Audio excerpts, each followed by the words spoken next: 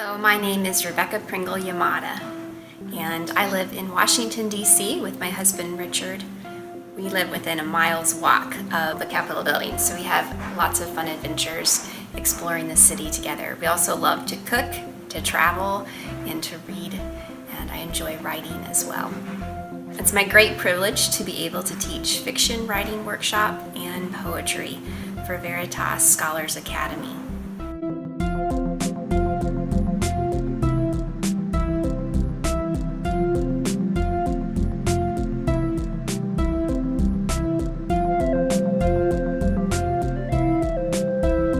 In our classes, we enjoy doing a mixture of reading, writing, and workshopping. We read the masters of the craft and seek then to imitate those qualities that have made them masters and that demonstrate their skill in capturing the tools of communication, both in fiction writing and in poetry. Then we give our best effort and try to write literarily excellent works of our own.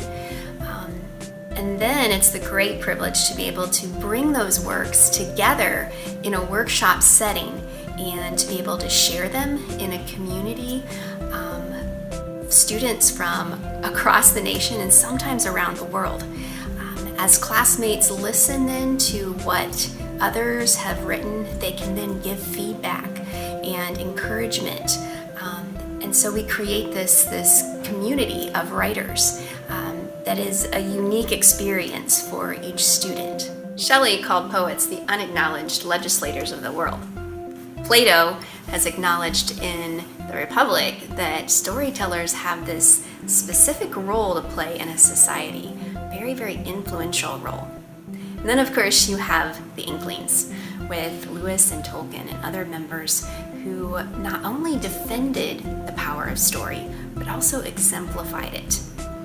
Lewis himself, in giving advice to writers, talks about the importance of a good story, using even the example of Christ and how Christ as a carpenter would make a good wheel. And as Christian writers, we need to make a good story. But how do we do this in a culture in which truth is being attacked? When we have relativism everywhere. Flannery O'Connor is one of the authors that we get to study. And she talks about the power of redemption and the way that all readers are still longing for this redemptive quality in writing. There is something in us as storytellers and as listeners to stories that demands the redemptive act, that demands that what falls at least be offered a chance to be restored. The reader of today looks for this motion, and rightly so, but what he has forgotten is the cost of it. I hope you'll consider joining us as we work together as writers to find out the cost of it and also to be able to explain and to communicate this redemptive hope in our writing.